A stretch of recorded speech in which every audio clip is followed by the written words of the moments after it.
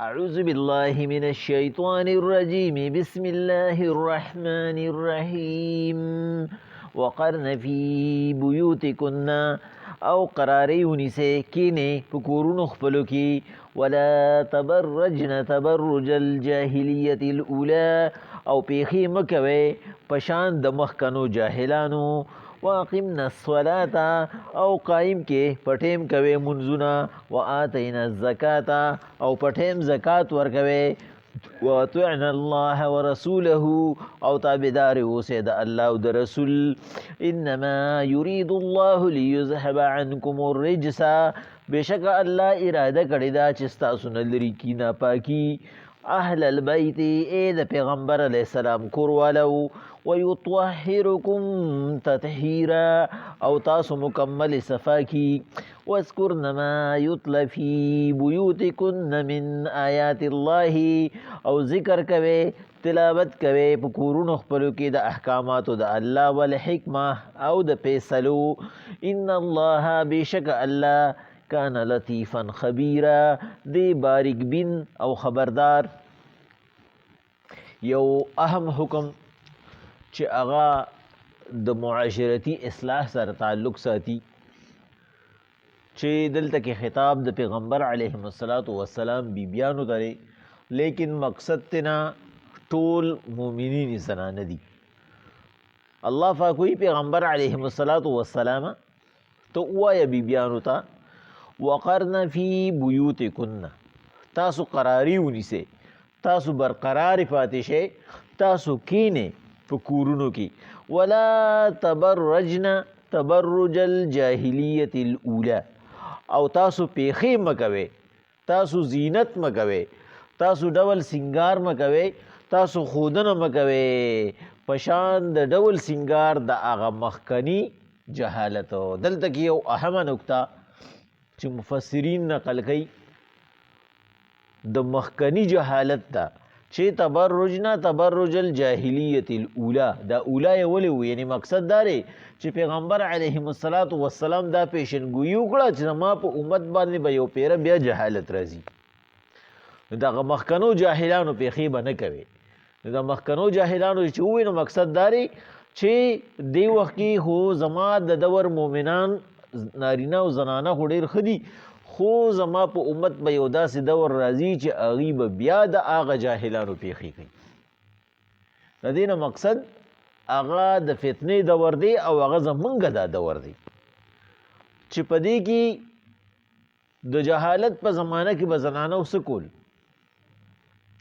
هغوی به هلته کې ځان خو، هغه زنانو به ځان خو که د هغوی په خپو باندې به د ډول سنگار څه وو هغه به یې ښکاره کول، که په لاسو به یې وو هغه به یې ښکاره کول، که په غاړه به یې وو به یې ښکاره کول، که په سر به یې وو، یعنې د بدن کمی کمی حصې به چې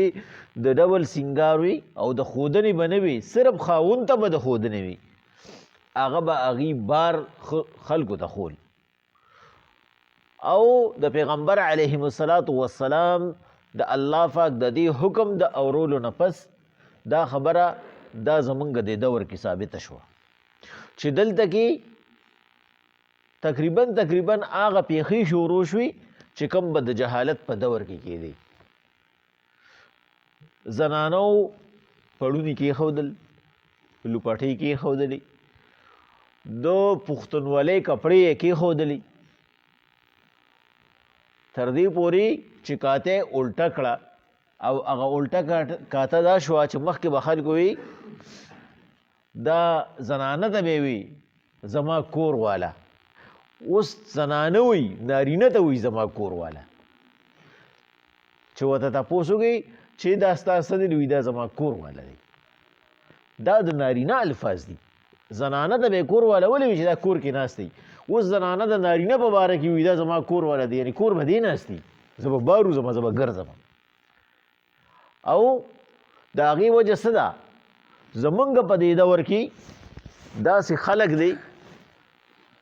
چې که ته ورته وګورې نو ظاهرا هغوی په شره برابر ګرځي او برابر اتراویږي په هغې باندې، که ته د هغوی کپړو ته وګورې، د هغوی شکل صورت ته وګورې، لیکن هغوی به هم خپل زنانه وباسلي مارکیټ ته نن سبا زنانه ټول مارکیټې دي چې لړی شي نو د بس ویلا دکاندار د دې د ماما د تر زوی دی अब پرده راکړي دا به سره ښکلی په آرام کینی او دا لالانا نه کترو بلی به بار ولاړي هې دلا بغیرته دی به بار انتظار کوي او هغه به دننه د دکاندار سره ریټ کوي دا پردې د څه دپاره راښکله ولې د خپله خاوند سره دننه شوه ولې د خپل رور سره دننه شوه پردي سړي سره او دی به ترېنه تپوس هم نه کوي بلکې دی به څه کوي دی به ورته په کور کې میډیا کېږي که نور څه نه نو دا موبایل خو ټولو سره دي چې زه نه یم نو په ده باندې مینه ماتوه هغه پې بیا سمه مینه ماتوي نو دا د مخکني دور هغه کارونه دي پیغمبر علیهم الصلاة والسلام د الله پاک وی چې وقرن فی بیوتکن دي ته ووایې کور کینې ولا تبرجنا او تاسو مظاهروئ تاسو مخی تاسو پیخی مکوئ تبرج الجاهلیت الاولا دا هغه مخکنی جهالت چې هغه د ځان ښودنه کول دي زمونږ دین دومره زیات لکه خلک چې څنګه وي لکه کم کمیونست خلک چې وي ایتیس وي چې ګنې دا ډېر د پابندو دین دی نه زمونږ دین هغه د زنانه ضروریات پیجنی مجبورې پیجنی د مجبورې په وخت کې هغه وتی شي عمر رضی الله تعالی عنه هغه پیغمبر علیهم الصلاة والسلام ته وی چې حضور هر څنګه خلک راځي تاسو له نو که د دې بیبیانو فرده وکړه نو ښه وي الله پاک احکامات راولېږل چې بیبیانې دې فرده کوي موافقات عمر ورته وي بیا عمر رضی الله تعالی عنه یو بل کوشش وکړو یو ورځ حضرت سودا رضی الله تعالی عنها امهات المؤمنین راوتې وه هغه د قد نه دنګه وه عمر رضی الله تعالی عنه ول آواز ورکړه ومې پېژندې ومې پېژندې هغه لاړ نو پیغمبر صلی الله علیه وسلم ته ووایي ګوره عمر ما باندې داسې آواز وکړو عمر رضی الله تعالی عنه د دې پته مو چې حکم به راشي الله حکم راونه لېږو یعنی الله پاک ورته دا ووایي چې نه دې پرده کوي خو دا بار راوتل د دې ضرورت پې الله پاک دا ونه وایي چې نه کور دې کښېني چې بیا څوک پېژني نه د دې ضروریات به د خپل ضرورت دپاره دا بار راوتی شي په پرده کې دې راوځي په پرده کې دا د حج لذي عمرې لدې ځي اسپتال ته دې ځي یو زنانه ده د هغې کور کې نارینه نشته ماشومانې دي هغه خپله محنت مزدوري کولی شي خو د شرع په حد کې دننه کولی شي بار ترېنه نشي راوتی داسې نشي کولی چې په کور کې ناست دی نو وینځئ ته به څه وایې دا د کور نوکره ده او چې د کور نه بهر وځي نو بیا امپورټډ سپری استعمالوي بیا چې کله بهر ځي نو په کور کې پوره د 50 کالو ښکاري او چې بهر وځي نو د 15 کالو او د 20 کالو ښکاري فقها په دې خبره باندې ټول متفق دي چې هغه زنانه چې هغه خپل نارینه ته خپل ښایست نه کوي او بار د پردو نارینهو دپاره هغه سپری لګوي هغه میک اپ کوي هغه ښکلې کپړې اغوندي د هغې نه تهجد قبلیږي نه نفلي روجې قبلیږي نه نفلونه قبلیږي یعنې چې د هغې کوم نفلي عبادت دی هغې یو هم نه قبلیږي تر دې چې هغه نفلي کې د هغې عمره هم راځي هغه عمرې هم نه قبلیږي دا هر څه خو ده ته پکار دي دی کنټرول کا دا نن سبا زمونږ په دې معاشره کې دا بېرحروي په څه باندې را چې زمونږ کور کې زمونږ د نارینهو سترګې نه مړي نه هغې خود به هغه سترګې مړي که چېرې دې زنانو زمونږ فکر وایي یو زنانه ده او هغه تا ته ځان نه سنبالي ته والی شي ته شړلی شي ته پې شکایت لګولی شي وروڼو ته او پلار ته بھائی دا ما دې کور ته د څه لپاره راوسېږي چې زما د ایمان تحفظ وکړي زما د پردې تحفظ وکړي دا ما له د څه تحفظ کوي نن سبا زمونږ په کورونو کې دقه شی دی زمونږ په معاشره کې دا څیز دی نو چې کومې سترګې هغه دننه نه مړېږي هغه بیا بار مړېږي الله پاک وایي پیغمبر علیهم الصلاة والسلام دوی ته ووایه چې دوی په خپلو کورونو کې کیني درنې خوږې کیني نو د دوی به عزت ومي د دې به حقوق وي او بل دې کوم کار وکړي واقمنا الصلاة پټې منځ وکړي وآتینا الزکاة دې په ټیم زکات ورکړي د دې باندې زکات سره د کالو دي د دې خپل کالو دي حساب کتاب وکړي دې سره چې کومې پیسې کومه جمعواري د هغې د حساب کتاب وکړي واطعنا الله ورسوله د الله او د رسول د تابعداري شي چې کوم حکم الله او د هغه رسول کوي هغه د په ځای ځای باندې راوړي انما یرید الله لیذهب عنکم الرجس اهل البیت الله اراده کړې ده چې ستاسو نه هر قسمه ناپاکي بوزي اے د پیغمبر علیهم السلام خاندانا نو مقصد تینا هغه د ټول امت زنانه دي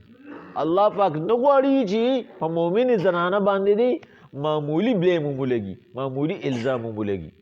هغه د په هر لحاظ سره یو مکمله او یو پاک دامنه او یو ظاهري او باطني دواړو لحاظو سره کامله زنانی هغه د الله حقوق ادا کوي او هغه د خپل خاون حقوق ادا کوي او هغه د الله د بندګانو هغه حقونه چې په هغې باندې راغلي دي هغه دې ادا کوي هغه کوم حقونه دي چې د دې خاون کور نشته او دې ته د هغه خوی معلوم دی د هغه مال دی یو فقیر آواز وکړو نو دا د هغه د مال نه ورکړه وکړي یو سړی وي د خانابادو شو په دغه باندې تېرېده په خیمو باندې وی ډېر زیات اوږي شوی نو وی اواز یې وکړو چې رکه د خدای په نامه باندې سی نو ما دا راکړي نو وی هغه زنانه چې کوم ځای روټۍ پخ کړې د هغې روټۍ راواغسته خاون ورته وی چې کېده وی ورته وی چې د الله بنده دی او د الله په نوم باندې سوال کوي وی ورته وی چې د الله بنده دی د الله په نوم سوال کوي الله دې وله په خپله ورکړي لکه څنګه چې موږ له راکړی په دې باندې خو زما زاره چودې را ټول ورځ مې محنت مزدوري کړې ده او راوړه مې ده کېده نو بیا هغه وله دغه نه آواز ورکړو د بار نه آواز ورکړو چې جګړه پې مه کوې خیر دی زه به بل ځای آواز وکړم نو چې مخکې لاړو بل خیمې سره یې آواز وکړو چې یاره وږي ما روټۍ راله راوړئ نو یا نارینه خپلې زنانه ته وی چې دې روټۍ نه ولې اوچته که اوسوله بیا یې ورته وی چې ولې وله اوسم وی ورته وی چې ما ګټلې ده زه پې ستړی شوی یم او چې زه راته وایم چې اوسوې ورته وی چې تا خو ګټلې ده خو هغه ګلې ما ده اور ورپسې ما بل کړی دی ځان پې ما سدي کړی دی ویسم یو فقیر په خندا شو یې ورته وی چې ولې څه چلو شو یې ورته وی چې عجیبه کار دی مخکې خیمې کې ښځه سخاوتي وه او سړی بخیل او دلته کې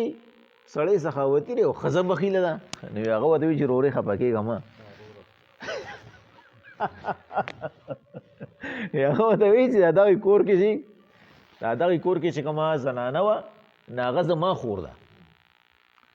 او د دې کور کې چې کومه زنانه ده د هغه خور ده نو بعضې وخت کې داسې هم راشي چې نه